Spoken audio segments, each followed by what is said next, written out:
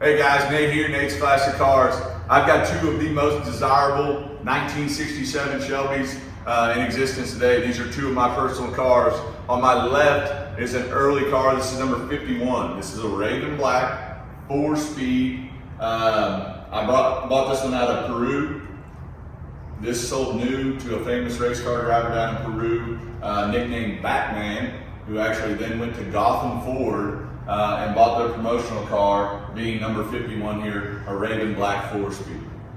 On my right hand side, this is number 2540. This is a candy apple red 4-speed with air and California emissions, making this one of the most desirable 67 Shelbys in existence. As you can see, beautiful candy apple red paint.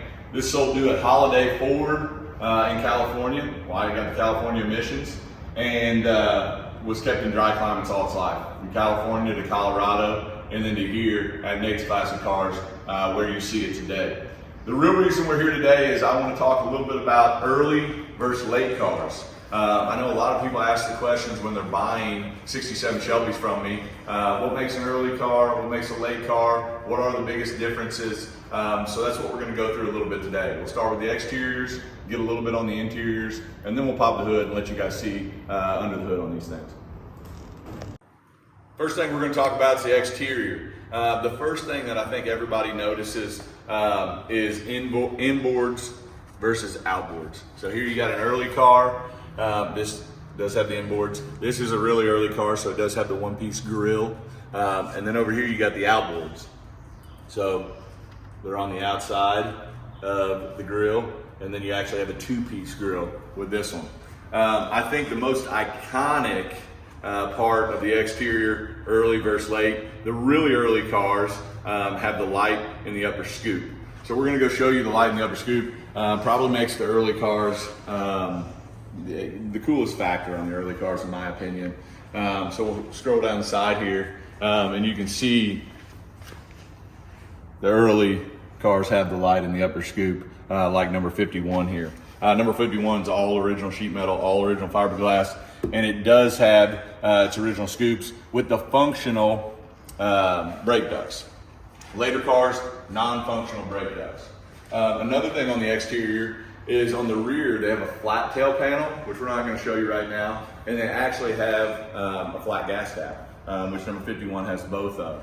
Also, if we pop the hood here, you'll see the bottom side of this hood is a steel framed hood. This is number 51's original hood, and they also have a steel framed deck lid, which is one of the biggest differences. If I pop the hood here on 2540, you'll notice all glass, and it's the same for the deck lid. Steel framed on the early, all glass on the later cars. So those are some of the biggest differences, early versus late. We're not going to touch on all of them today, but we're going to give you a good idea about most of them. So next we'll take a look at the interiors. So here we are, we're on the interior of number 51, my early black 67 Shelby. First thing you're going to notice is the short tab steering wheel. So what we say, or what we mean when we say short tab, is the little black tab here. It's much shorter on these early cars.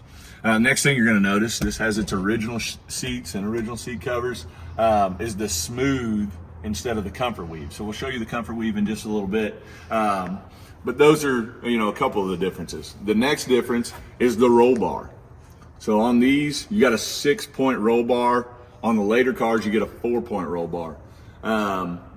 67s are one of the most unique Shelbys ever built because they have the most running changes. So a lot of changes throughout, and that's what we're trying to show you today. So now we're gonna hop over and we're gonna show you the interior on number 2540.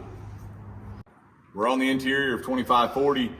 First thing I kind of talked about over there was the steering wheel. So on this one, you see the black tabs here, much bigger. So we call this a big tab or a long tab steering wheel, not a short tab. Next thing, you have the comfort weave seats rather than the smooth seats like you saw on number 51.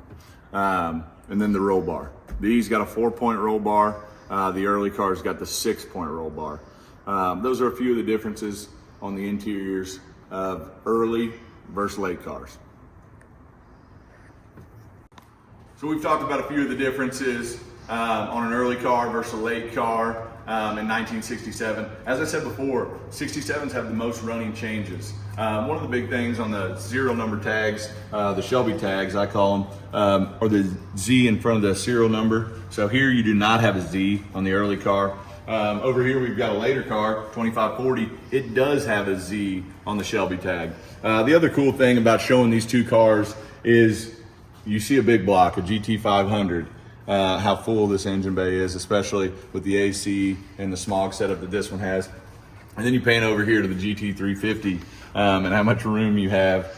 So this gives us a great comparison of early versus late, GT350 versus GT500. Fortunate enough for me, I'm able to have both of them here today. So I thought it'd be a great opportunity to bring you guys the differences on early versus late, as I get so many questions from buyers and clients saying, hey, what do I want? What's more desirable? I think, you know, when it comes down to it, it's all about your taste. It's all about your preference and what you're looking for in a 1967 Shelby. So excited to show you guys a little bit of the differences today. Probably didn't touch on all of them, but hopefully you guys get a good idea moving forward.